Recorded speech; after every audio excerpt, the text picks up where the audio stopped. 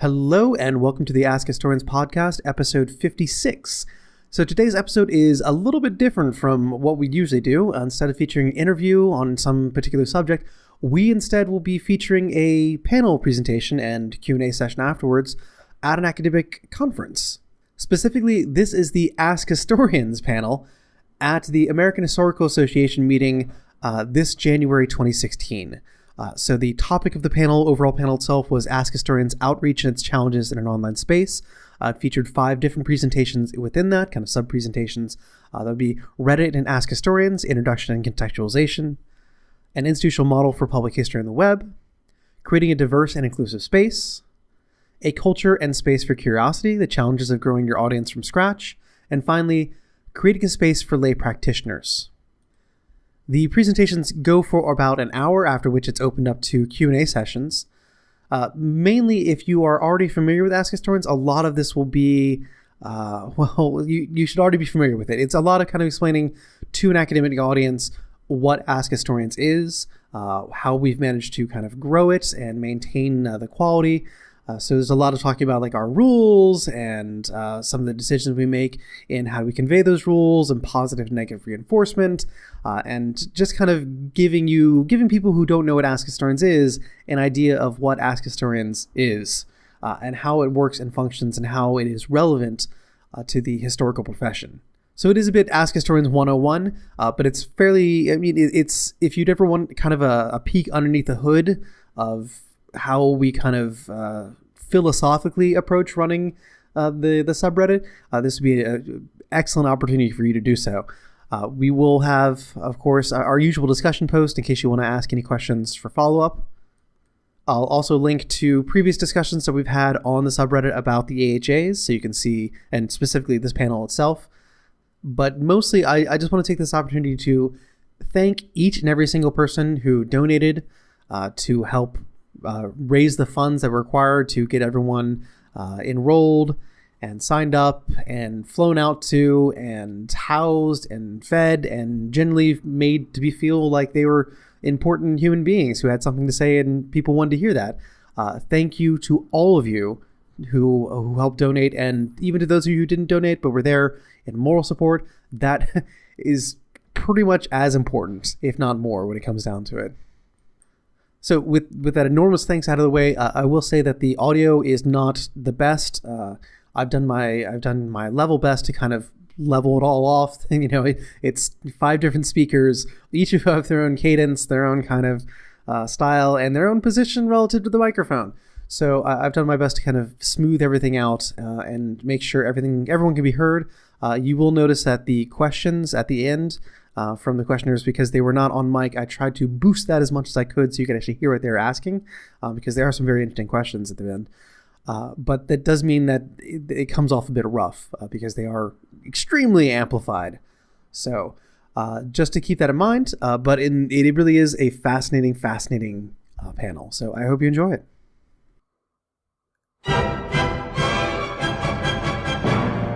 Welcome to the Ask Historians podcast.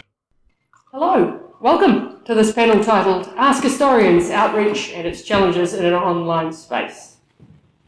I think we would all agree that the digital history is a real opportunity for the humanities. We reach new audiences, we disseminate information more quickly, and if we so choose, we can add depth and colour to more traditional teaching and outreach strategies. But no one ever said it was easy. This panel will focus on one of the most successful online digital history projects in terms of size. That is Ask Historians, a forum on the website aggregator Reddit. It has presently roughly 400,000 subscribed members, it will take 50,000. And this community is managed by just 30 part-time volunteers. 4 of them are here: Brian Watson, Daniel Ciccone, Kristen Affis, and Kirsten DeRoche. My apologies, the accent mangles all the names. They are all current team members. My name is Margaret Harris, and I am a friendly academic from Monash University in Australia. This is a panel about doing better online history. Just general housekeeping. This panel is being filmed, and that will be provided to our users. Just be aware that your questions will probably end up on the internet. The panel is very succinct, so hopefully we shall get you out of here in time for the afternoon drinks. And so we will hold all the questions until the end, and there will be an open forum opportunity for questions at the end. Please hold them until then. But now, without further ado, I would like to present Brian Watson. He is a history adjunct at the New England College and an independent researcher in pornography and obscenity. Brian will lay the groundwork for the remainder of the papers with a short introduction as to Reddit's architecture and structure. Brian?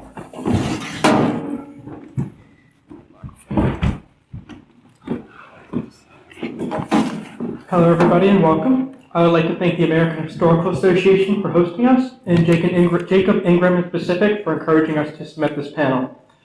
As Margaret noted, my name is Brian Watson. I'm a historian of pornography and obscenity, but I'm here today as a member at AskHistorians, Reddit's AskHistorian community. The purpose of my speech is to explain to the uninitiated what exactly AskHistorians is and what Reddit is as well. But almost more importantly, it is my job to contextualize our forum within the larger scope of what it means to be a public intellectual in the digital era. With this information, you will be able to fully understand all of the following presentations that my colleagues will give, which will drill down deeper into what we have learned about online history outreach. So without further ado, our case study is AskHistorians.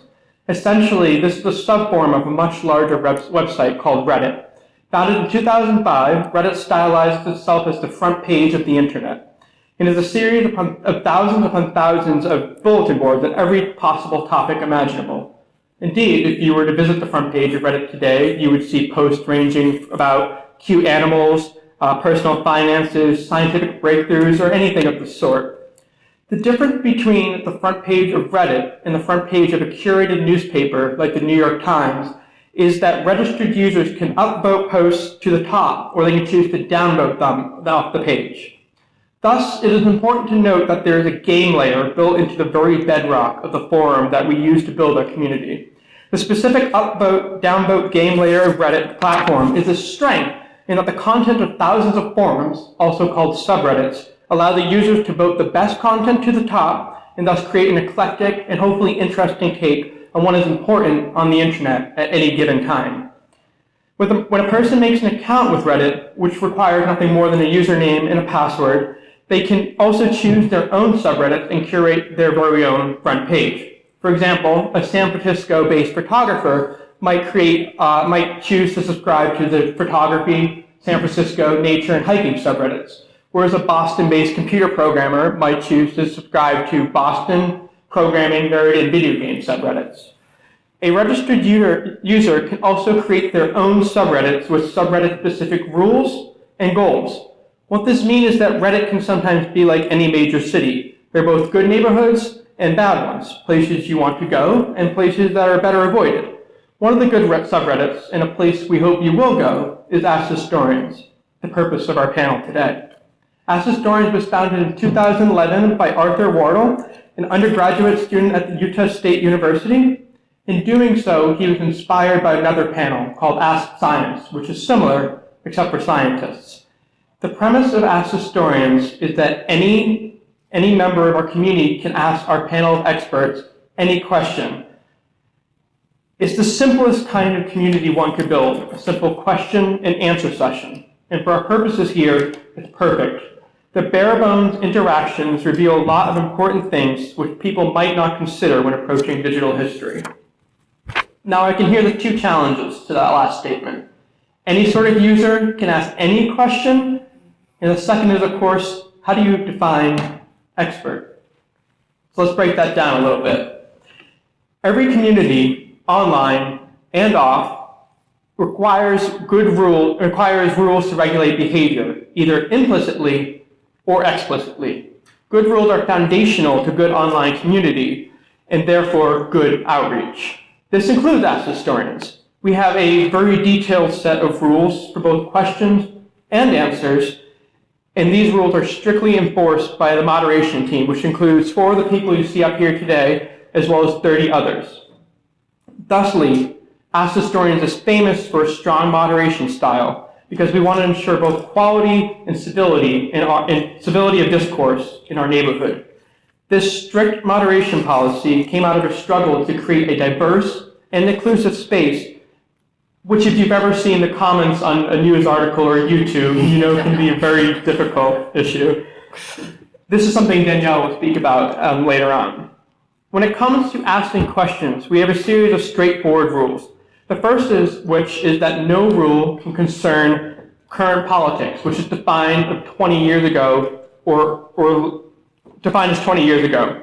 This rule is to prevent the soapboxing and political moralizing that inevitably comes with current politics. And as an extension of that, we don't allow loaded questions like, why was Richard Nixon the worst president ever? Why not Obama?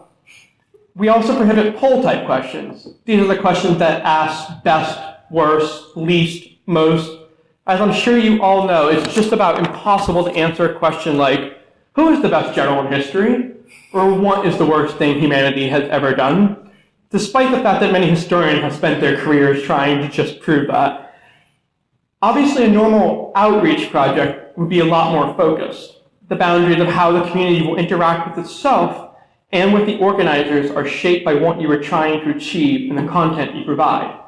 As an example of that content, to give you some examples of our most popular questions, in the film Schindler's List, German guards seem to be able to kill prisoners at any time without restriction. The concentration camps and ghettos have rules stating when and how soldiers could kill inmates.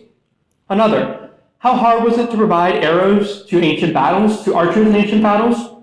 A third, did pirates get terrible skin burn and skin cancer due to overexposure to the sun?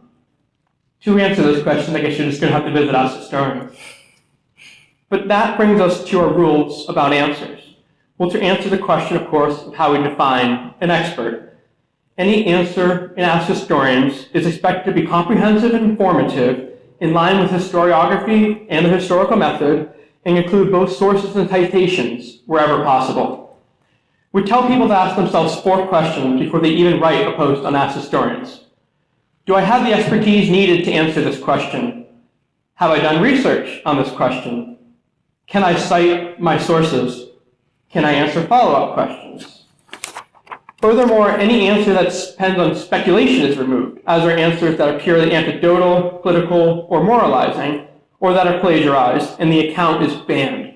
Banning is the key method we use to further enforce our rules on the subreddit.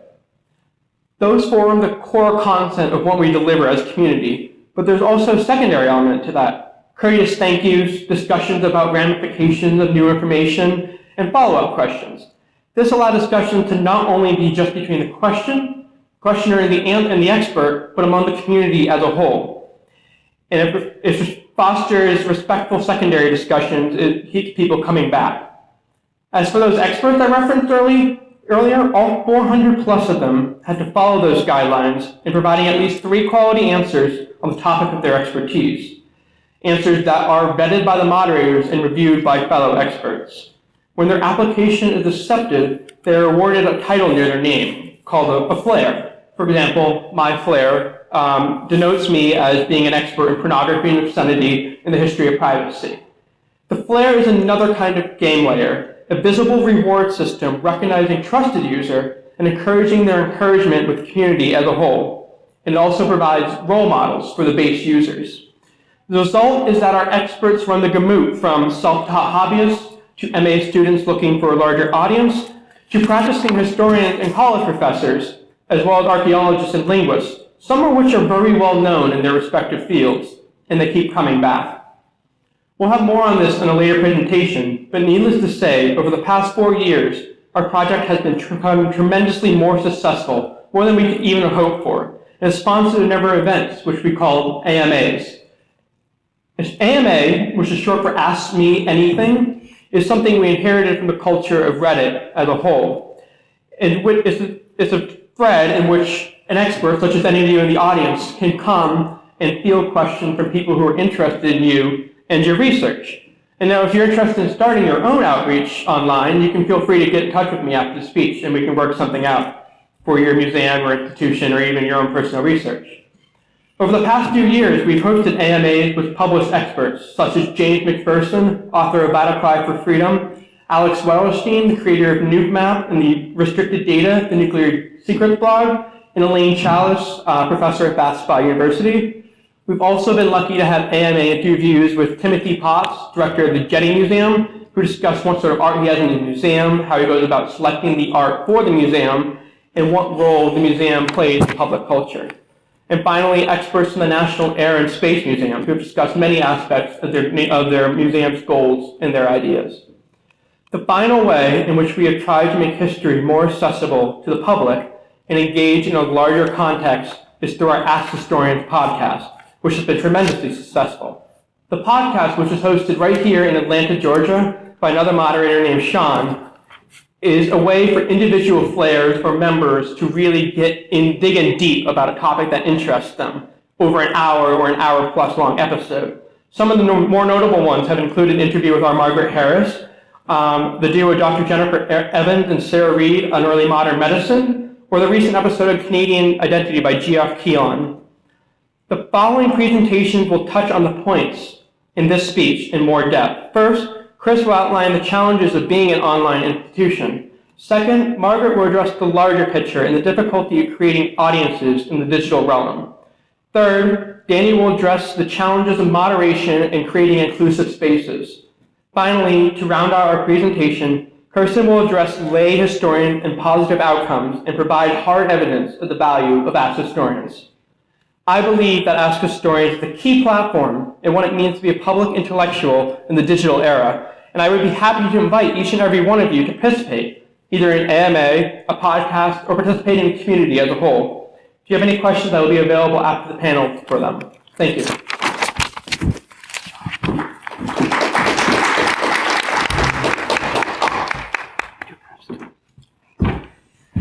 Our next speaker is Christopher Dasnevis, a student of history at Northwestern State University. He will be speaking on the topic of how institutions can learn to translate themselves onto the internet. Chris has been a moderator on Ask Historians for 3 years and has contributed many hundreds of pages of content with regard to the ancient world.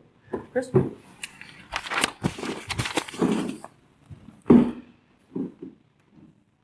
The humanities have an unprecedented opportunity to educate people and to deliver quality content to the public almost as fast as it's written up. And the humanities have really seized on these opportunities. Many institutions take advantage of them, from colleges offering their online courses and museums showing their collections through the web.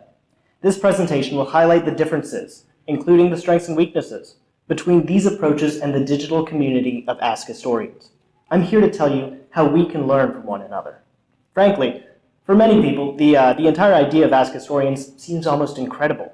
The base model of the subreddit being a question and answer session. It's an open forum for academic discussion where the curious layperson can ask questions.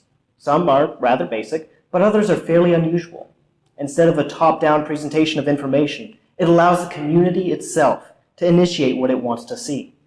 It's a fruit salad of knowledge, honestly. These questions often spawn fascinating answers, sometimes from an individual whose niche thesis was on that very topic, and which never would have otherwise gotten the thousands of eyeballs it received by being posted up to that forum. Needless to say, none of us are professionals, and we started our institution from scratch.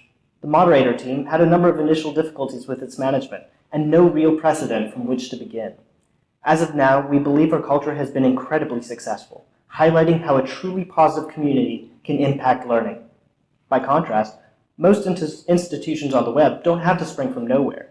Traditional institutions, for example, seek to place their existing programs on the web, and they're both enabled and limited by that original foundation. The traditional institutional model has several advantages in this regard. Most notably, it gives full confidence in the content which is presented.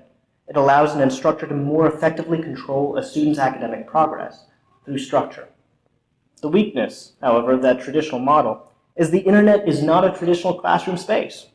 Traditional institutions offer substantial rewards beyond being simply allowed to take part.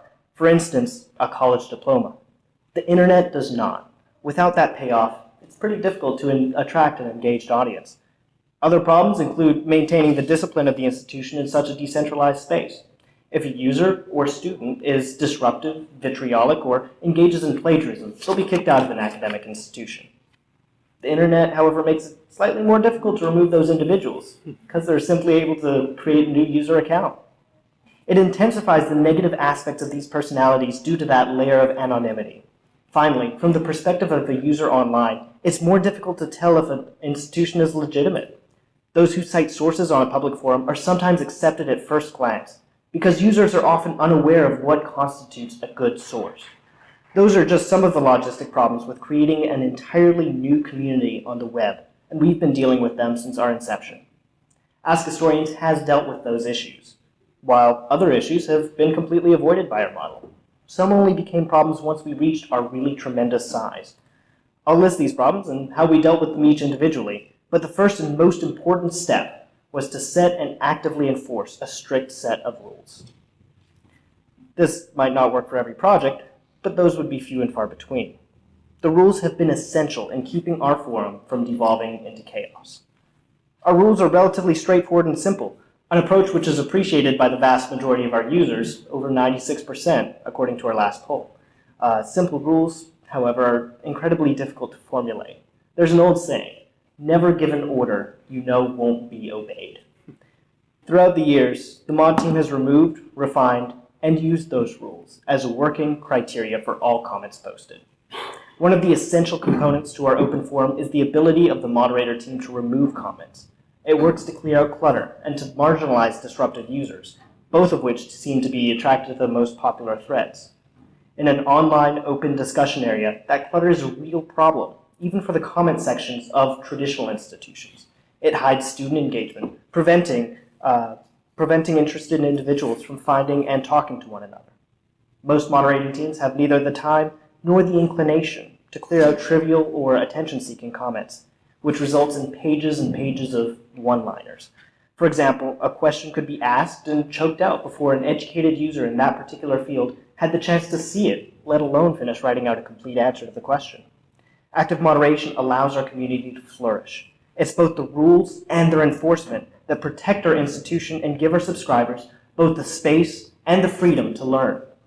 The argument that we're actively censoring the subreddit to suit our own interests or agendas, whatever those might be, is a constant one. It echoes the internet more widely, and it's a criticism that will be leveled at your project eventually, no matter what you're doing. We've specifically been accused of membership in almost every cabal imaginable. And while amusing, those individuals bring up the greatest potential weakness of institutions that attempt internet outreach: accountability. Some philosophers have explicitly and implicitly supported the position of utter freedom of speech, rather than allowing opinions, even to the point of offense, to be stifled. Many of our users come from America, so, all jokes aside, these criticisms are a hot topic and ought to be frankly addressed. Sometimes, traditional institutions don't realize that their internal processes for dispute resolution haven't translated all that well onto the web. Users will be quickly alienated if it appears that an institution is not being held accountable to its own rules. Ask Historians has found that institutions can prevent problems with a simple channel for users to privately question issues that concern them and receive prompt answers. Accountability then becomes practice, and that practice acts as a pressure valve for individuals with legitimate concerns. One specific practice, which is the one we use, is to run a check moderating system, rather like a check marker in the case of a grading dispute. If there's ever a dispute regarding a removed comment, multiple moderators will examine it, and if it was removed in error, then the comment will be happily restored. But it's fairly labor-intensive, especially for a university. That kind of labor is extremely prohibitive. Because of the sheer amount of discussion on our forum, other forms of digital history outreach might not require such methods. Additionally, we're all drawn from the community without any institutional affiliation, and are therefore held to a much higher level of accountability. Certain tactics we use might not be appropriate for other history outreaches, especially institutions translating to the web instead of creating from scratch. Traditional institutions have a significant advantage when it comes to reputation. On the web, that advantage is somewhat negated, and we found that our readers only really return because of our reputation for trustworthiness, and the moderation team has had extensive conversations on how to preserve that integrity. Preserving the reputation is a legitimate concern for any institution on the web. That trade-off while maintaining it is that legitimate conversations might be discouraged or even intimidated, and users may be inclined towards reactivity rather than interactivity. The rewards for promoting your reputation, however, can be staggering. For example, the Getty Museum, as was mentioned by Brian earlier, it was formerly just an American institution. It's now internationally known due to their effective online outreach, the course of which publicized their good reputation. As a result, users who would have otherwise never heard of that institution have since been drawn towards them, actively seeking information from the website and visiting in person. Similarly, Ask Historians, based on the strength of our reputation and our experience as a new media institution, has been heavily involved with institutions such as the Smithsonian. Another strategy that Ask Historians uses is to publicly acknowledge certain users based on the quality of the content they produce. They have a social reward for their expertise, which encourages them to continue their work. They act as role models and unofficial community leaders, and are more than willing to come to us with any concerns they may have, because, despite our mod team's international diversity, we're not omniscient regarding world politics. You should always remember to never underestimate the power of committed, unofficial community leaders when creating online spaces for the humanities. They bridge the gap between the sometimes faceless institution and the average Joe reader. And our average Joe readers can honestly come from anywhere. We have them checking in from Sweden to South America, and this really alters how an academic institution has to deliver its content. While a college might have foreign exchange students and other outside links, it's impossible for them to have the completely decentralized learning community that the internet provides. That diversity offers both challenges and opportunities, which must both be carefully managed. An unparalleled well of expertise within the community can enrich discussions in ways that reflect multiple cultural and linguistic values. Answers to questions can encompass the meaning of those histories to people who still live in those places. They're round-the-clock, unique, and fascinating questions. Without the different lenses offered by those different cultures, many of these questions would never be asked, let alone answered, and that dissemination of information is completely unmatched. It also offers challenges. Any space in which a Serbian and an Albanian can discuss their mutual history always offers the potential for some sort of confrontation. Community leaders and strict enforcement of the rules can't necessarily prevent these problems, but they can prevent any spillover. Those arguments, in fact, become a valuable opportunity for all sides to learn, including the uninvolved. Those community leaders can and will step in to present information which is useful to all readers, while the rules prevent the debate from just turning into a shouting match. The diversity of our subscriber body extends beyond geographical location. Users' expertise varies just as widely. A number of our readers actually find Ask Historians as one of the few places where they can feel comfortable having a conversation with an academic about history. This is the intimidation problem that I spoke of earlier. The idea of comfort in an institution is especially important to think about on the web. Many institutions try to portray themselves as a link between the historians and public, yet it's consistently proven exceedingly difficult. I argue this idea of comfort is one for those institutions to consider. This subreddit, being a private organization, was able to position itself away from the exclusivity and the dryness sometimes associated with academia, simply by being perceived as a product of the internet engaged with academia, and not the other way around. We've been able to attract many young people in fields outside history, especially technology fields. With access to this new audience comes the opportunity to show them why studying history is important. This will have to be addressed on a case-by-case basis, depending on your institution. I mention it here because it's certainly something to think about when you're setting up an online presence. One final point is to acknowledge that the forum not only presents content to users, but also offers insight into how that content is produced. For example, historiography. It's a word that's not especially well known outside the field of history. Often enough, those who are not intimately involved in the study of history just see it as a black and white method of writing down what happened in the past. One of the biggest contributions I would argue Ask Historians has made is that those outside the humanities are exposed to how history is researched, how different perspectives from different places or times are intimately warped by the respective setting, and how modern historians endeavor to undo the snarls in the great tapestry of time while also being a product of their own period. Traditional institutions teach this on campus, but on websites and so forth, the information can just seem static and unchanging. Our discussion forums allow us to completely bypass that problem, but it's something for traditional institutions to carefully manage as you move online. The internet's a wonderful resource for humanities. Through the world of academia, it might not have developed strategies enough to use it to its full potential. At Ask Historians, through a process of active reflection, we've created one of the largest, most active forums in history. And that's both meanings of the word. We did this by embracing the strengths of the internet and by excising its weaknesses as efficiently as we are able. Hopefully this brief outline of some of these challenges and opportunities has been thought-provoking. Although every project has its own challenges, Ask Historians provides a valuable guide on how these challenges play out on a larger scale. Thank you.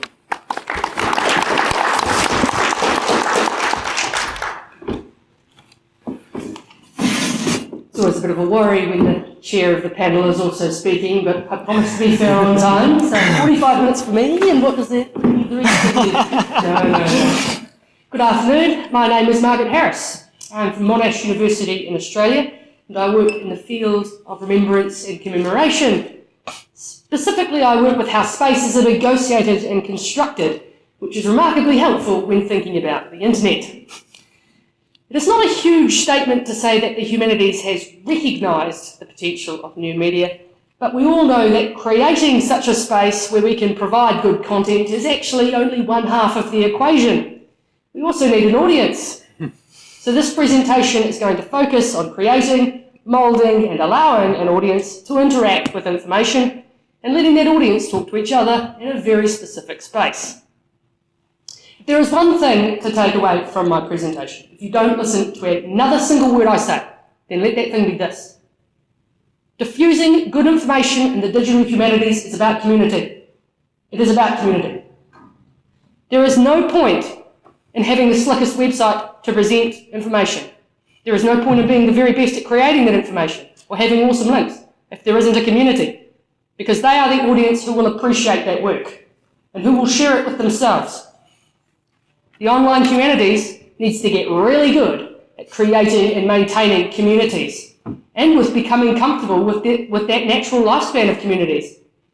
Growing audiences from scratch isn't easy, nor is curating communities, and nor is letting them fracture and die. But communities are the key to disseminating information. This comes with the caveat that so-called learning communities are pretty good at learning so long as key cultural values are in place. Curiosity, creativity and tolerance. But especially important to the pursuit of pure knowledge is curiosity. So, the $8,000 question, how did Ask Historians do it? Because it did. It didn't build a little tiny dedicated audience, but a huge one.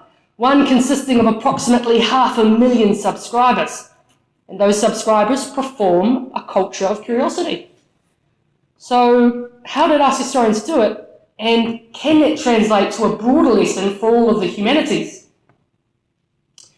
First, I need to pause a little to talk about what I mean by a culture of curiosity. Because what is that?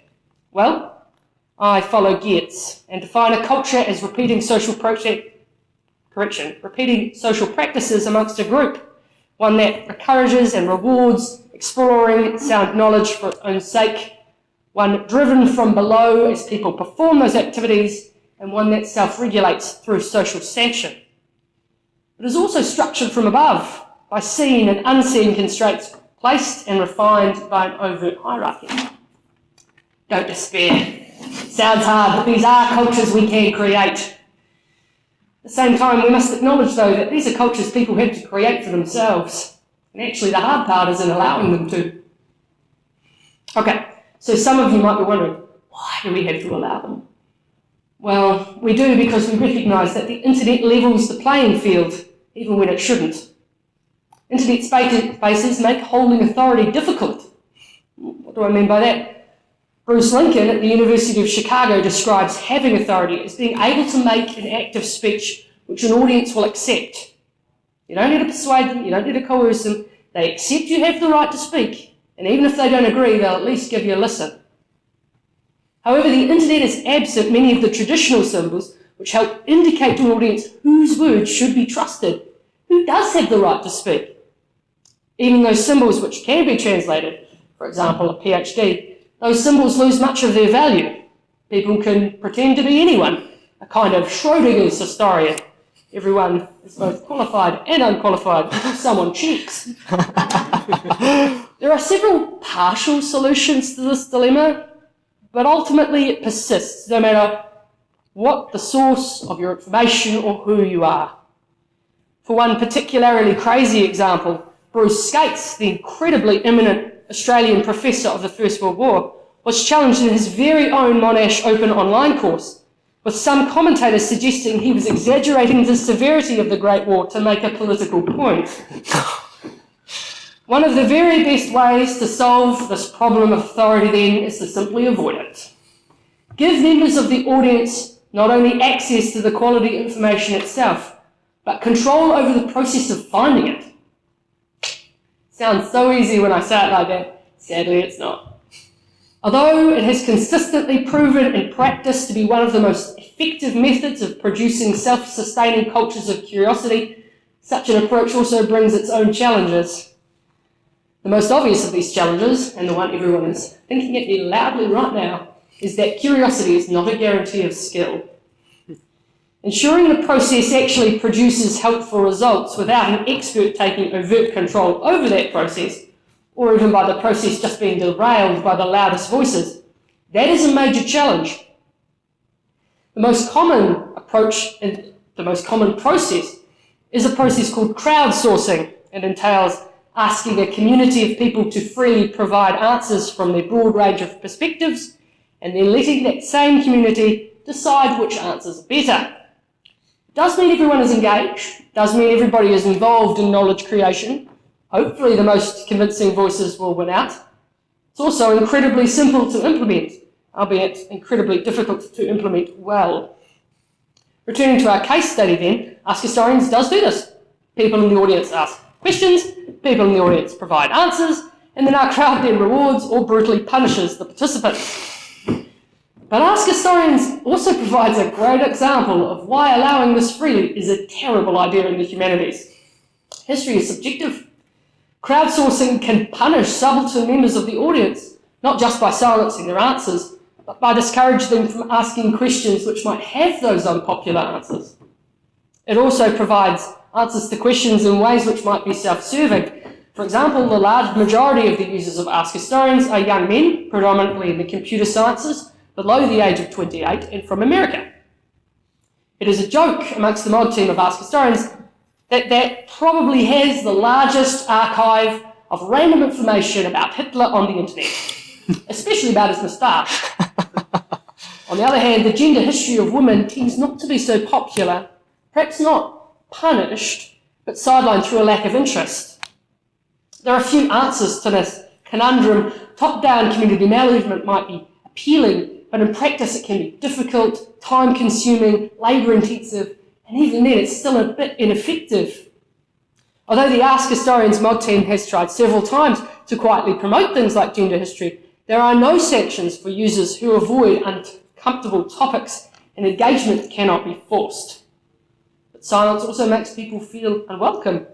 Limiting what students you attract necessarily limits the utility of your community. So, is setting control over the process of questions and answers actually then helpful? People are learning things, but those things don't challenge them.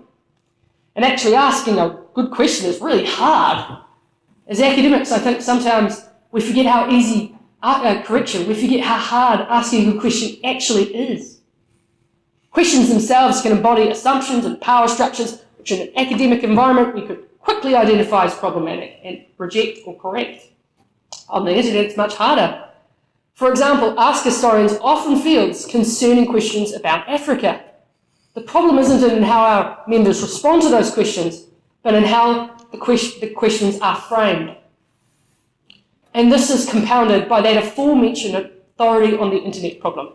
People just don't know you from a bar of soap, and that is a real problem, because the audience gets to decide who it will believe. The audience always does, online and off. But offline, we have a legacy of legitimacy which allows our right to speak. Without that legacy of legitimacy, it becomes a difficult task to spontaneously persuade an audience that you have the right to speak. So even as we must allow people to create their own culture of curiosity, it behooves the makers to make sure that curiosity is productive. And that's where we, as historians, step in. That moulding has to be top-down. But it has to also be a negotiation between we as speakers and the audience we desire to retain. There are a lot of strategies, and most of them will be highly dependent on the structure of your space, but roughly they're carrots and sticks. In our case study, the team behind Ask Historians rewards community leaders, those who consistently post good historical information, and they punish the disruptive. These range from removing particular speech or outright banning posters, and rewards can be as simple as giving good posters, brightly coloured banners next to their name.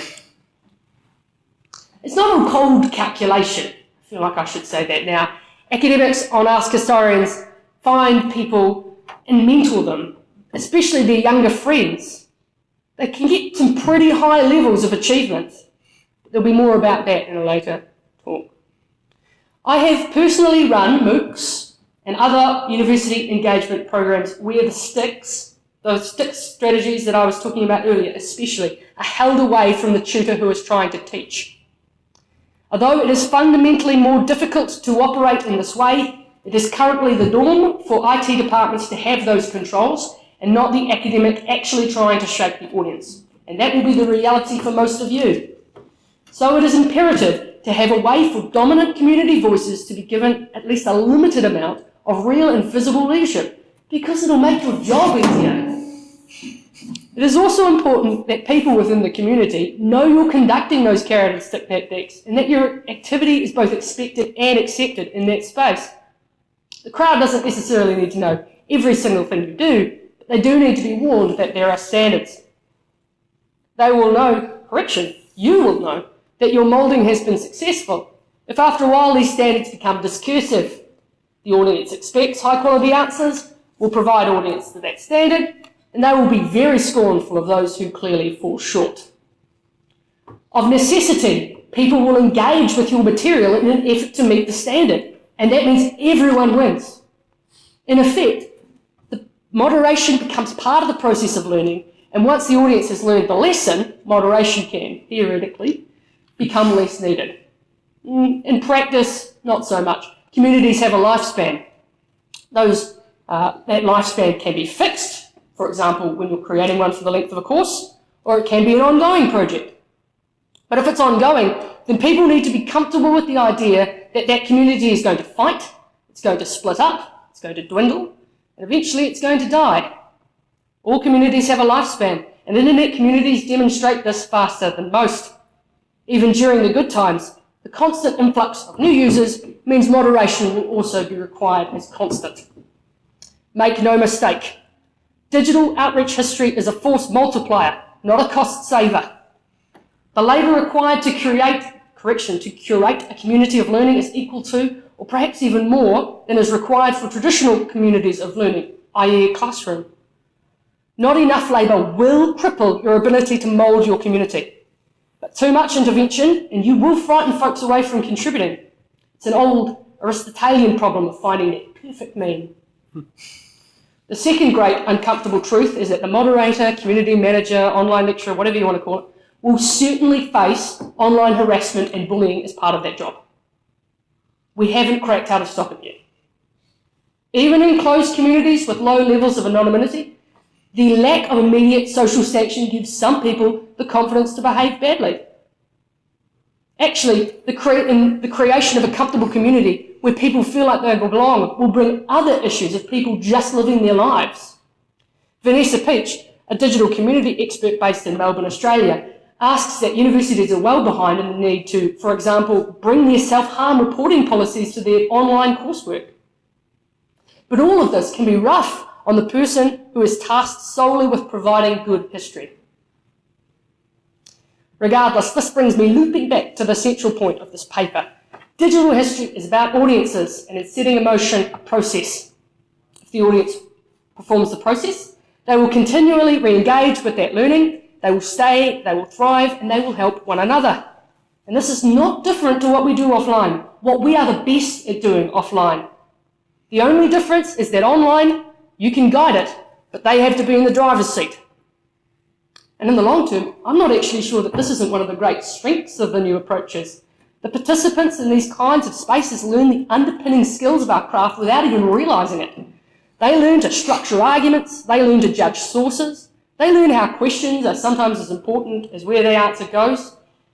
And because they can't necessarily filter what questions they see, their interest might be piqued by an area they've just never considered before. This strikes me as a victory. especially when the numbers of people reached in this manner can number in the hundreds of thousands. But now I would like to cede the platform to Danny Ciccone, who will speak more on, I have a whole thing here. Danny Ciccone is a mental health peer support professional, and she is one of our experts on 20th century LGBT history. She will be talking about diversity in online spaces. Okay.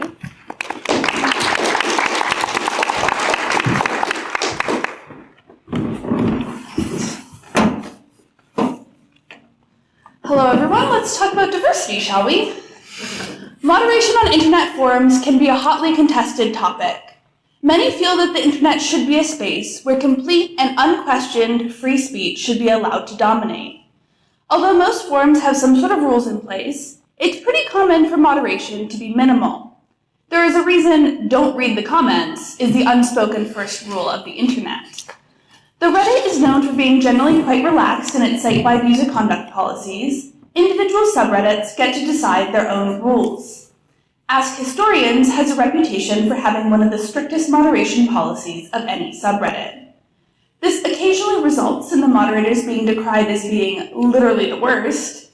However, for the most part, we are as highly respected for our strict moderation as we are for the quality of our content. I want to talk a little bit about why we have the kinds of rules that we do, how we implement them, and how our moderation informs the shape of our community.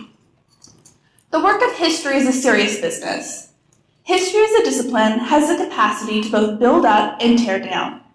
Depriving marginalized groups of their history is perhaps the quietest and most effective way of maintaining that marginalization. Conversely, the practice of engaging with a truly inclusive history goes hand in hand with liberation. This adds an extra level of weight and consideration to our work that perhaps might not occur in a forum devoted to another subject. Our project is truly revolutionary in its capacity to open up the process of history to a wide audience. Because of the great potential, we have a responsibility to make sure our project is as inclusive as possible.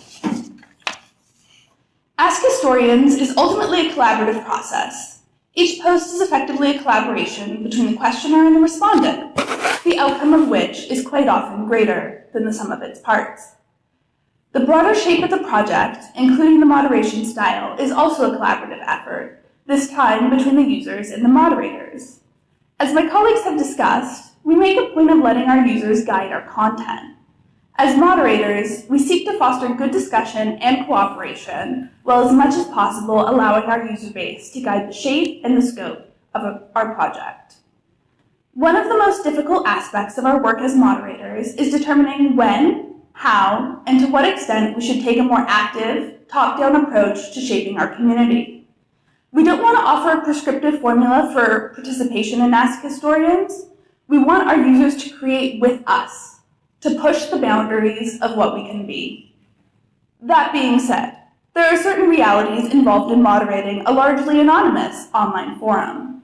Horrible people hiding behind a username to spread hate and discord is a very real reality of what we do. As mods, we see all the removed comments and questions. Some of these are simply low-effort, poor-quality answers, but others contain hate speech, oppressive language, or problematic frameworks. In general, Reddit has few prescriptive rules regarding conduct, although there have been some recent efforts to clean up some of the darker corners of the site. As we have built this community, we have made the conscious effort to create a policy of active moderation to ensure that, as much as possible, our users have a positive experience. There are certain structural barriers already in place, notably the requirements of computer access and English language comprehension, but there are as many aspects of AskHistorians that we as moderators are able to tweak, control, and shape to create a more diverse and inclusive space. We have created a set of oftentimes very strict rules and policies that encourage positive behaviors, maintain user accountability, and when necessary, remove content and users who fail to live up to our high standards. Enforcing these high standards is a tremendous amount of work. Beyond the simple act of removing problematic comments and banning rule-breaking users, which is actually not always that simple, We also spend a considerable amount of time fine-tuning and tweaking our rules and practices to better fit the needs of our community. We have had involved discussions about what sort of questions result in good answers and which ones bring forth a large number of low-quality answers. We regularly evaluate and discuss how our rules are working and how they can be improved to create a more respectful and functional community. This can be a rather painstaking process. Often these discussions can be lengthy and involved and a little bit frustrating. However, as mods, we have a responsibility to this great community that we've built. Our rules and policies are designed to both increase the quantity of good historical information and improve the qualitative experience of our users. One of the biggest challenges we face in creating and maintaining a community that is both diverse and inclusive. For the purpose of this discussion, I want to focus primarily on diversity of historical topics. Because of the nature of our project, it is important that we have a diverse set of historical interests represented. This could fall along several different lines: temporal and geographical, demographic categories like class, race, gender, and sexuality, as well as historical and historiographical subtypes. Whereas diversity is largely an issue of demographics, inclusion has more to do with practices and attitudes. We want to make sure that there is as few barriers as possible between our users and a really awesome and exciting historical experience. This means we want users to get a satisfying answer to their question, an answer that is in-depth, complex, and interesting, regardless of whether they're asking about the Roman legion or the history of the wristwatch. Additionally, we want to make sure that our space is devoid of racism, sexism, homophobia, transphobia, classism, and ableism. Although we cannot control every aspect of our user experience at Ask Historians, there really is a lot we can do to make their experience one of enrichment, not oppression. In regards to diversity, one of the perennial problems we face is under- and overrepresented areas of study. Although we have a range of historical interests represented on Ask Historians, there are certain areas of study that tend to receive the most questions and the highest number of responses. As we operate on Reddit, our user base corresponds fairly closely to that of Reddit. That is to say, a large amount of our users are young American men.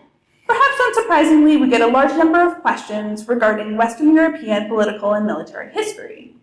We have a large number of flared users in the area of 20th century Western military history, but comparatively fewer in non-Western social and cultural fields. This means that when folks who come to us seeking our knowledge in these underrepresented fields often walk away disappointed and without an answer to their question. For people who study these underrepresented fields, it often means they get few questions about the subjects they are so passionate about and to which they have devoted so much time. These users tend to spend less time on Ask Historians. Additionally, since we work on Reddit's system of upvoting and downvoting, it is easy to perpetuate a system that promotes already popular content. This disparity between popular history, which often correlates with mainstream narratives and the history of privileged groups, and with less represented fields, is a significant hurdle in our project. We have made a conscious effort to recruit and support folks from less represented fields. Moderators and flared users with an underrepresented area of study do take particular interest in seeking out others in similar and adjacent fields. We also occasionally facilitate the flaring process for folks with underrepresented fields. Additionally, we provide weekly threads on a variety of historical and historiographical themes, from lighthearted trivia threads to more serious discussions of historical methods. These provide a space for folks to talk about their areas of focus outside the usual question and answer format. Although we have some success in working to increase the prevalence and visibility of these underrepresented fields, we still struggle with the limitations of our demographics and mechanics of Reddit. Questions and answers focusing on military and political history, not to mention the historical accuracy of Game of Thrones, continue to be the most popular and visible in our community. Our ability to control our demographics is limited. What we do have significant control over are our practices of inclusion. Creating an inclusive space is very much an active, ongoing practice. Beyond just striving towards an increased diversity of historical topics, We also enforce high standards of conduct amongst our users. Civility is our first rule at Ask Historians. This means we expect all users to treat each other in a polite and respectful way. People who fail to follow that rule, particularly those who engage in oppressive and/or offensive language, are banned from the community. Although Reddit itself has no rules about what sort of username a person uses, we do enforce an offensive username policy that forbids the use of racist, sexist, homophobic, transphobic, and ableist slurs in username. The boundaries of this policy are frequently a matter of debate amongst the moderator team, but we all agree that this policy is central to creating the kind of environment we want for Ask Historians. We do receive a decent amount of pushback from users who are not accustomed to the kind of active moderation that we use. That being said, the majority of users appreciate our strictness in enforcing our rules of conduct. Speaking as a woman and as a gay woman on Reddit, I can speak to the truly vital need for these policies. It is in no small part because of these policies that I am still engaged with Ask Historians, and that my participation in other subreddits remains minimal. For many, particularly folks in marginalized groups, that unspoken first rule of the internet I mentioned earlier, don't read the comments, can be a humorous way of articulating a much harsher reality. That public forums often feel like they're not for us. That internet spaces often feel like they are not for us. In a lot of ways, the field of history can feel that way too. On Ask Historians, I am an expert in 20th century American LGBTQ history and the AIDS crisis. Although I've been a passionate student of history since I was a young child, I did not encounter gay history until I was a 19-year-old college student. It was just never mentioned in any of the books I read as a child or in any of my high school classes. One of the most rewarding aspects of my participation with Ask Historians is answering questions on the LGBTQ past, because I know how rare, vital, and even life-saving that information can be. As I said earlier, Ask Historians has a tremendous capacity to open up the process of history for a much wider audience. And this is why creating a diverse and inclusive space is so important. We cannot protect our users entirely from problematic or offensive content. What we can do is offer a degree of accountability that is rare on most other internet spaces. I do want to be clear that our work is far from over. There are still many opportunities to improve the scope and implementation of our project. That being said, I am very proud of the work that we do at Ask Historians. We have made a conscious, ongoing effort to create a space where as many folks as possible can engage with the historical process. Thank you.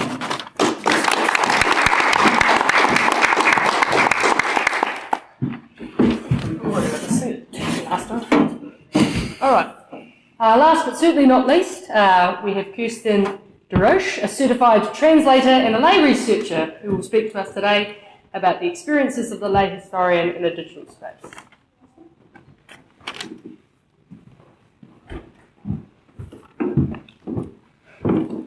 The trope of the self-taught history buff armchair historian is one that's well known and often very negative. It conjures up images of someone who's read a handful of pop history books, maybe a website or two, and is now fully possessed of confidence that outstrips their actual knowledge. For a community digital outreach project such as Ask Historians, it's important that we attract the right kind of expertise. Ask Historians does believe that this can come from self-study. By giving lay historians a place to share their expertise, the moderation team has found that it can increase user engagement and add vibrancy to its community. Online, as already has been alluded to, it can be very difficult to verify degrees or institutional affiliation online. In addition to this, the person who is most qualified to give an answer is not necessarily also the one best suited for outreach. In determining expertise, we ask our users to go through a process that has become known as the flaring process. Flare is a term that we once again have inherited from the larger community of Reddit, and it refers in our case to a small colored bar denoting an area of historical specialization. In order to get flare, a user is expected to respond to 3 to 5 questions within their field on Ask Historians that demonstrates their familiarity with sources, their topic, and a willingness to engage in outreach at a very different level. Not only be able to engage with people who have a background at the graduate student or higher level, but also people who maybe have only encountered history at the high school level in their life. So, if they are successful in their FLAIR application, they do indeed receive that small colored bar next to their name. We have more than 400 FLAIR users presently at AskHistorians, of which 25% are self-taught. These self-taught lay historians range in age from the high school junior to established professionals in a variety of fields whose passion for history has no other outlet. A survey conducted for the purposes of this presentation received 27 responses, and 3 of those were from people who had actually completed a BA or a master's degree already before they had left this field of history. 2 left the field due to difficulty in finding employment, and 1 due to the increasing debt burden. While they're not actually the focus of this presentation, it's nonetheless interesting to note their experience, because they have the ability to act as guides, as mentors, even as AskHistorians gives them an outlet for their knowledge. They help to bridge the gap between the lay historian and the academic world, and help guide transitions. A repeated theme in the survey was inspiring self-taught FLAIRs to apply for formal studies. Well-done digital outreach can not only capture new students, but can also help draw professionals back into the field to study a new path. I'm going to continue now with 2 examples from our community, and while AskHistorians was the catalyst for these studies, the stories actually serve to illustrate the power of outreach, community, and the power of engaging the lay historian. The first example is Matt, who discovered AskHistorians early in his post-secondary education, and the second, Jashong, who discovered it when he was already a working professional with over a decade's experience. Matt discovered AskHistorians just before he began his freshman year of college. He was a student of political science and had last taken a history class in his sophomore year of high school. AskHistorians introduced him to historical concepts not typically taught outside the discipline, such as historiography and how to evaluate source bias. The community, as he participated, encouraged him to apply these ideas to his own work, and also introduced him to such tools as JSTOR. By exploring his interests, he eventually was able to go into new areas that he'd never encountered before, finally settling on numismatics and archaeology, the field in which he has flair.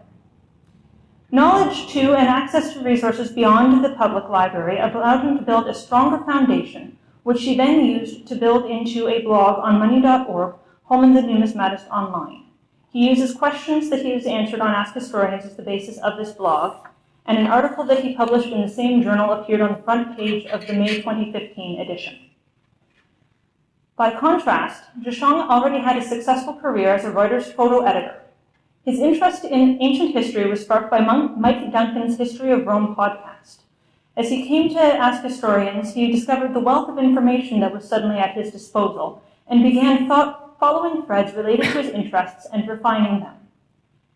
Eventually, as his knowledge grew, so did his confidence, and he began slowly answering questions, and again was encouraged to go further in his readings. In particular, he enjoyed our regular feature of Theory Thursdays, which introduced him to the rigors of academia for the first time. In his own words, he was introduced to the dialogue of propositions, challenges, and counter-challenges in an attempt to come to an agreement upon understanding, which is the basis of the academic world. He later gained flair in post-Roman transformation, and last year, in September, enrolled in a Master's of Classics at the University of Ottawa, focusing on late antiquity and the early Byzantine Empire. In addition to Matt and Jashong, an additional 5 of 27 respondents credit AskHistorians for their decision to pursue or consider pursuing graduate studies in history. 2 more for their decision to pursue undergraduate study. One of these had previously dropped out, only to be inspired to return to school and study in a new field. In other words, 1/3 of lay historian respondents see digital outreach as key. Of course, answering questions on an internet forum will not get you to this level of engagement in history. The key here is our network of flared users, which AskHistorians has built. And it's the construction of a community which sustains engagement as in a traditional academy. At the time that a user is awarded the flare, the little colored bar next to their username, they also receive an invitation to join a private subreddit. This private subreddit started as a place to discuss AMAs, these live question and answer sessions that were referred to earlier, and quickly grew beyond that. In addition to our lay historian population of flares, many of our flares are grad students or even emeritus professors from all walks of life and levels of experience. All of these can mix freely in this subreddit. Over time, as participation in the private forum grew, so too did mentorships and friendships between different members of this group. So, even as the lay historian helps to bridge the gap to the everyman reader, the community itself helps them bridge the gap into academia. Of course, in the midst of all of this, traditional means of research remain available, but they do have their limitations. You can walk down to the public library in your town all that you like, but they may not be able to field your questions on numismatics and archaeology or early Byzantine transformation. In addition to this, a university library can be intimidating to some segments of the population, notably teenagers or adults who have never had any contact with a post-secondary institution. AskHistorians has created an internet-based community network that levels this field and provides a safe place to ask even the most rudimentary questions. This sharing of flare expertise parallels the sharing on the general subreddit and provides a richness to community-based outreach that cannot be found on a static website. AskHistorians facilitates the sharing with a lay or semi-educated audience, and popular topics can delve into a wealth of knowledge that students have and access to those in undergraduate or degree studies who already are up to date on the state of historiography in the field, particularly in popular areas. The private subreddit goes even further than this and encourages friendships and mentorships to form and creates a network of knowledge that strengthens the community. 4 respondents who did not pursue further studies or are not interested in pursuing further studies also spoke to the encouragement to re-engage with their sources and delve deeper into the details. 1/4 use AskHistorians as part of their daily lives to expand and grow their understanding of history.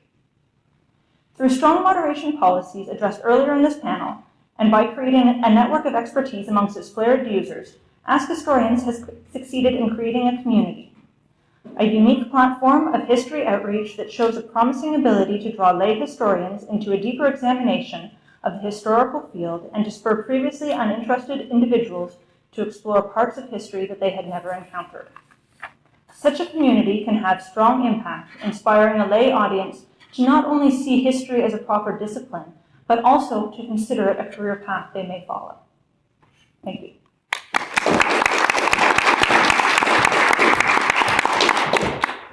I'd like to thank the panelists for helping us keep this particular session short. I'd like to open the floor to questions now. I'm going to take this microphone with me. Please, I invite you to ask questions. Does anybody have any? Or comments, or?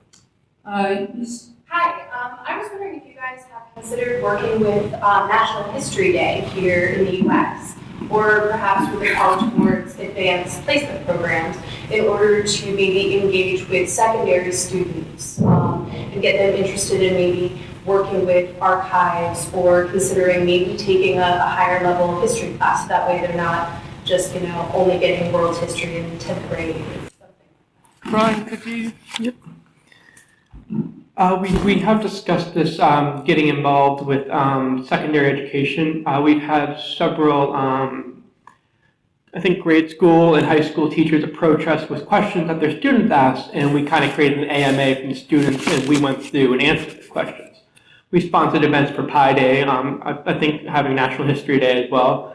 And I've discussed with some of my professors from my undergraduate and graduate degrees about them fielding questions or having their classes connect in with a larger history network. That's one of our main goals in trying to spread history, but also become public intellectuals. Are there any other questions that the panel could answer? I saw your hand first. I have a question about sort of Reddit as a whole, rather than just AskHistorians. How do you feel about the website as a potential source for like primary history, such as like older individuals sharing their experiences and using Ask Reddit or RIMA as a way to sort of archive their experiences and memories? Do you think that that is less viable as a historical source because it doesn't have the same sort of moderation tools that AskHistorians has? So I've done quite a bit of work with oral history, not like specifically off of Reddit, but I feel like I can kind of talk about that a little bit.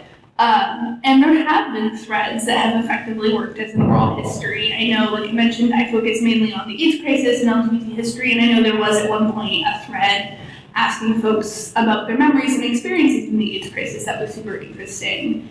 I think there are absolutely challenges to kind of verifying what people post on a space like that and like actually in doing oral history in that sense.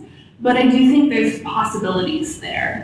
It certainly, Reddit has proved itself to be a pretty effective tool at kind of engaging with regular people and kind of learning about each other's experiences. So I think there's possibilities there. Definitely oral history is super important, and I think that there could be ways of harnessing that. It would definitely be a unique challenge, but I think it's definitely a super interesting idea. Would either of you two like to talk about it? I'll go ahead and say a word, Margaret.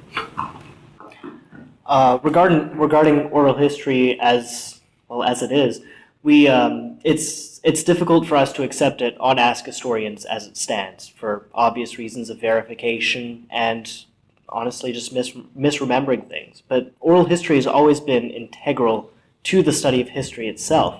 We need people to tell their experiences in order that we can have a more complete picture of an entire situation. So I think it's really valuable that these people do have that outlet and that they can use that outlet to not only share their own experiences, but to increase interest in those experiences as a whole. So I do find that actually to be rather valuable in a different way. Did you still have a question?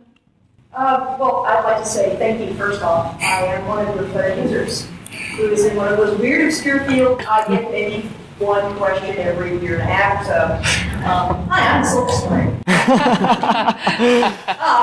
Okay. My first question is, as one of those users who very rarely gets something thrown at me, and more in general, how do you see expanding the user base for AskHistorians beyond just, hey, I have this question about this pop culture topic, in terms of going out and actively soliciting from other subreddits and other websites, hey, this is a place you need to ask this? I've actually sent students to. It's the prerogative of the chair to just decide that they're going to answer a question. I can't actually speak to AskHistorians, I'm not a moderator, but I can speak to wider academic spaces. And sometimes, unfortunately, although AskHistorians is different, of course, it invites, it welcomes, sometimes a space just isn't the appropriate one. And so creating or dragging in students from other places can alter the space in a way that makes it no longer fit for its intended purpose. Obviously, AskHistorians is not that space. AskHistorians is a welcoming, accepting space, and I'm sure that these lovely people would be delighted if there was huge overlap and more people. But I would like to bring it back to my speech and just make the point that space needs to be appropriate for the audience, and the audience needs to be appropriate for the space. And now I'm going to hand it over to the rest of the students so they can actually answer the question. Would you? Say a few things. I definitely kind of get how challenging it is when you're in a field that's not super well represented, because we don't get a ton of questions about LGBTQ history besides, was historical figure X gay, which is the hardest question. It's really not my favorite. But I have spoken a lot with other users who are in underrepresented fields, and there's definitely that, like, oh, I want to bring more people. I've spoken to a lot of mods who have tried to recruit folks from other subreddits, from other communities, professors, other students, who have similar or adjacent interests. So it's definitely a huge challenge, but it's something that we're always trying to bring more people in, because like I talked at you about for 15 minutes, it's really, you can't have a space unless you have lots of different perspectives. It's really important to have those different perspectives so that it feels like a comfortable, interesting, exciting place for people to learn. So it's something that we try and do. It's a challenge. I want to do more of it. Just everyone come talk at us about history always.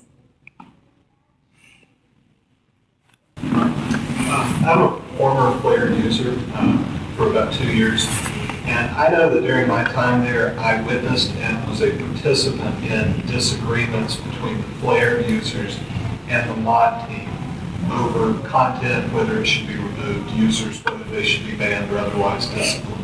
And a lot of times it seemed like people would kind of skirt the rules and stay just within them while still kind of spreading bad information. Could you talk a little about how you kind of balance permissiveness versus discipline? Would you like to handle this? I can do it. Okay. I can go ahead and speak a little bit to that because I've been in this for a little while. And I've seen quite a few of those posts that you discuss where people, they skirt the rules as much as they can to offer their own perspective of information. And that a lot of that does go in line with what I noted in my speech about historiography, how it's not really so much black and white, but a whole bunch of different perspectives. Like today, there are people who look at a Marxist interpretation of history and people who decry that as absolutely wrong. So I don't believe it is our job to tell people that a Marxist interpretation of history cannot be accepted. I don't believe we should tell people that another interpretation of history cannot be accepted.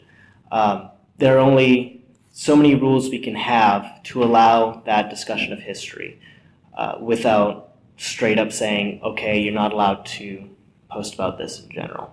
And I believe that would be more prohibitive to the discussion of history as a whole. Now, users who obviously specifically skirt the rules, we notice them. It's almost impossible not to because they're usually pretty obnoxious about it.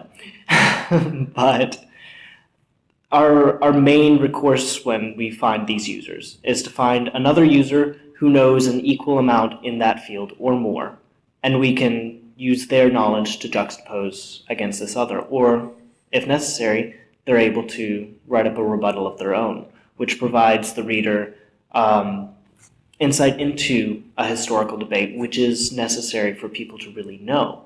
And not only that, it helps all the readers understand that history isn't cut and dry in black and white.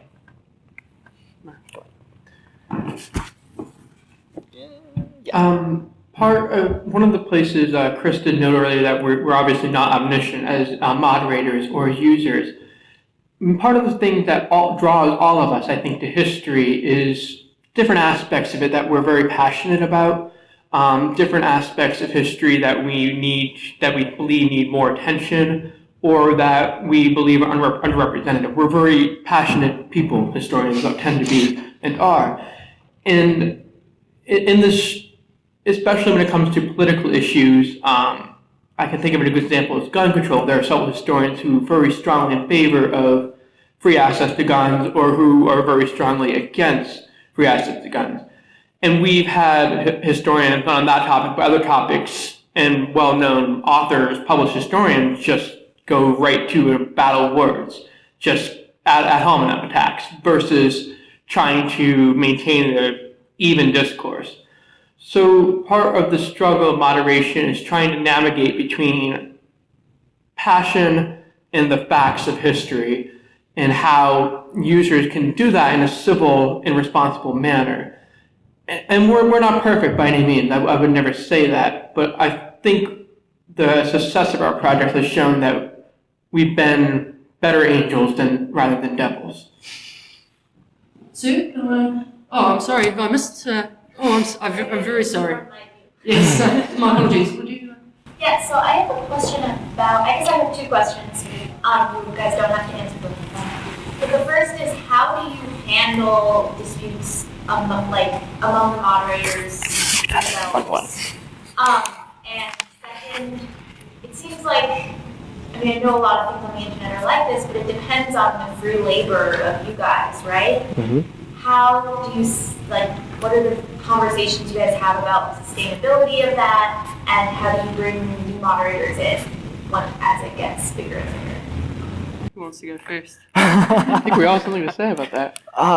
Okay. I'll go ahead and talk about the sustainability and balancing labor, if that's all right.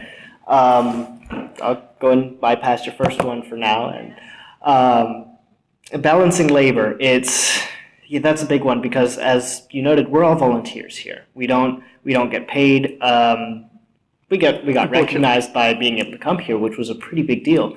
But other than that, most of our work is relatively thankless curation.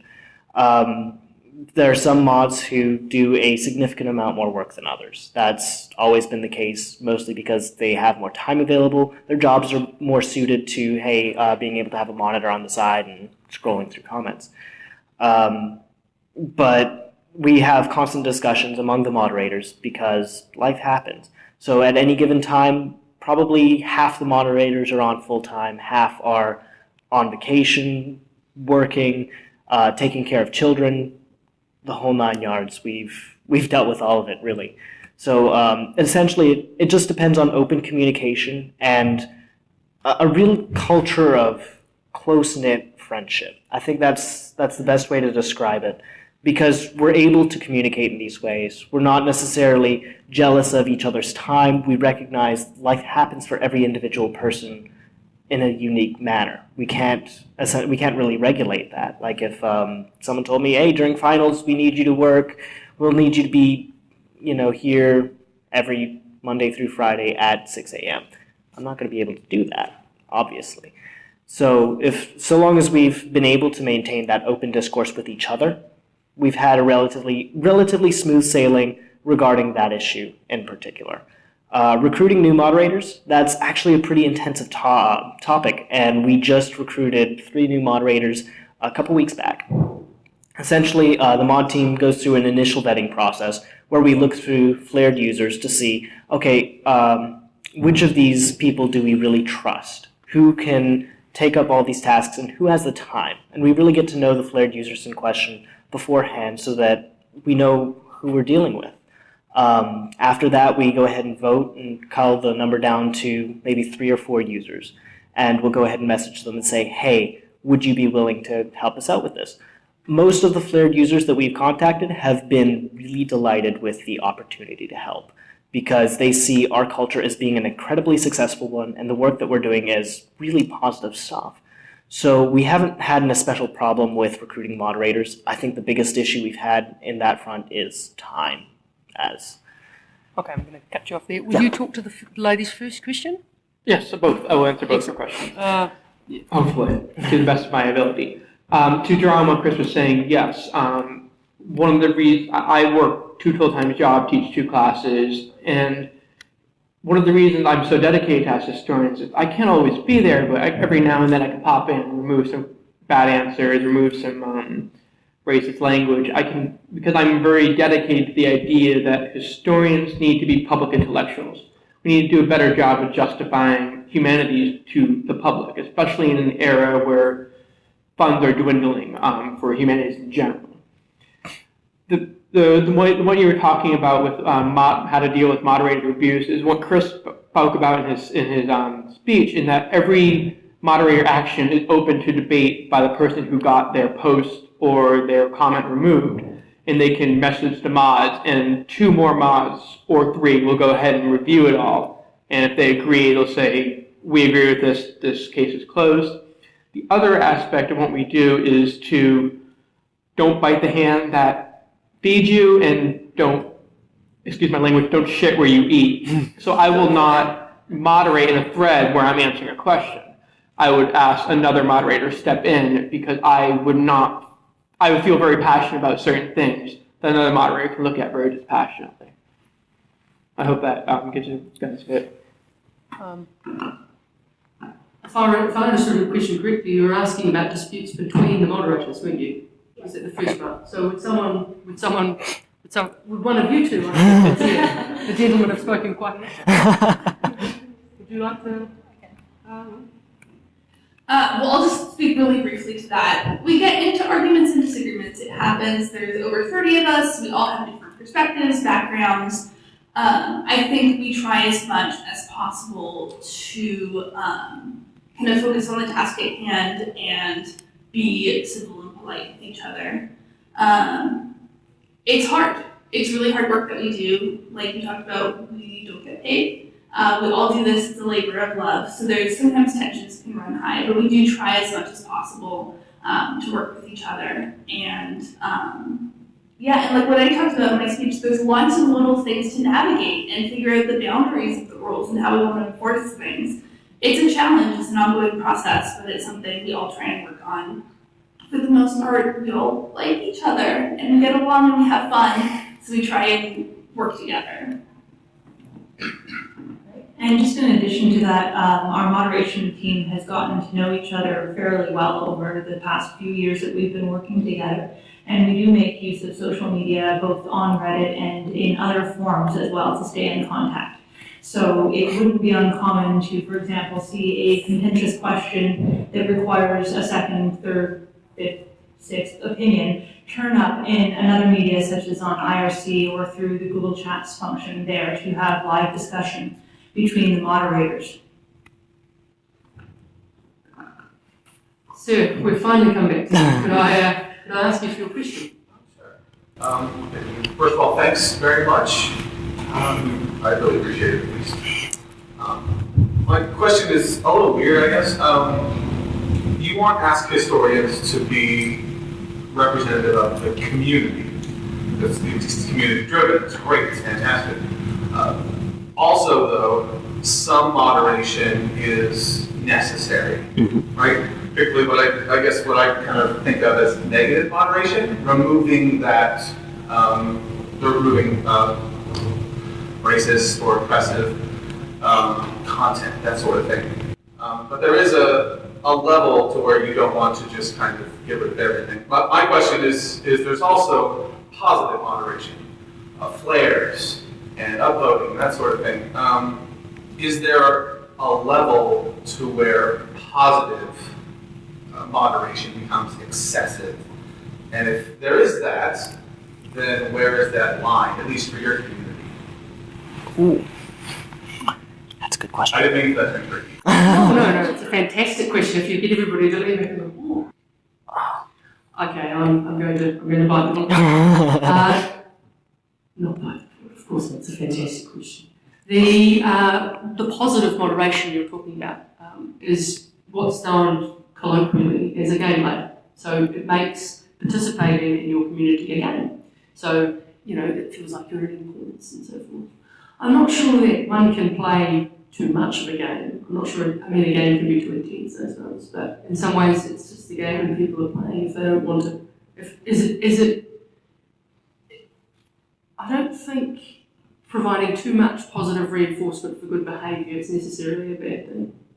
I think unless it's so overly syrupy that it drives people away, then we're probably right. It's that Aristotelian thing, finding the meat. You don't want something to be excessive, but you don't want something to be deficient. I think in this case being deficient, having the game be no fun, is probably the worst sin that one could have. Would anybody else like to? I'll go ahead and add on that. Additionally, Reddit's own moderation system is specific to all of Reddit. We don't have anything unique in that regard. It's 99% as you noted, a negative style moderation with removing, banning, or otherwise limiting the user's ability to do things. Moderators don't have the ability to, make a user a gold star user and their stuff appears at the top of every thread. We don't have that power. While we have engaged in a decent amount of positive reinforcement to the limits of our capability. Actually, just today we concluded our best of 2015, where the community voted on threads that were considered the best that AskHistorians had to offer in the last year.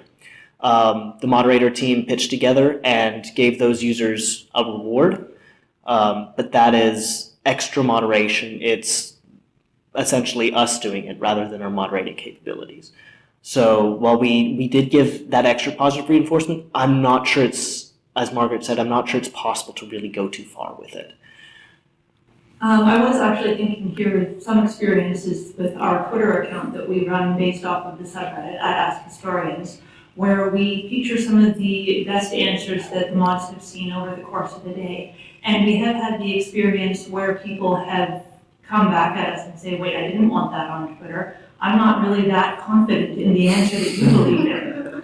So in that sense, I suppose it is possible to give an accolade too far and make somebody more self-conscious than they previously were about their answer. Okay. Are there any more questions? All right, thank you very much for coming. This panel is now closed.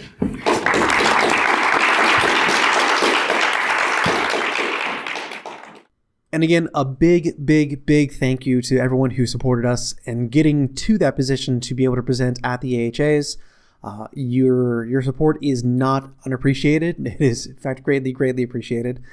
Thank you in addition to the supporters of this podcast from our Patreon at patreon.com/AskHistorians. And thank you just in general to our users of our community at AskHistorians who have helped make AskHistorians what it is, a community. Which without its community members is really just nothing. The Ask Historians podcast will be back with a regular episode in 2 weeks. We'll be talking about the Holocaust, actually, to kick off a fun topic. We'll be talking about the kind of historical theories of intentionalism and functionalism with regards to the planning and development of the Holocaust. So I hope you'll come back and tune in then. In the meantime, please do continue to ask excellent questions and write excellent answers and generally be excellent to one another on the subreddit because, again, that's what the community is all about. And to keep the theme of public outreach, you can also make sure to find us on Twitter.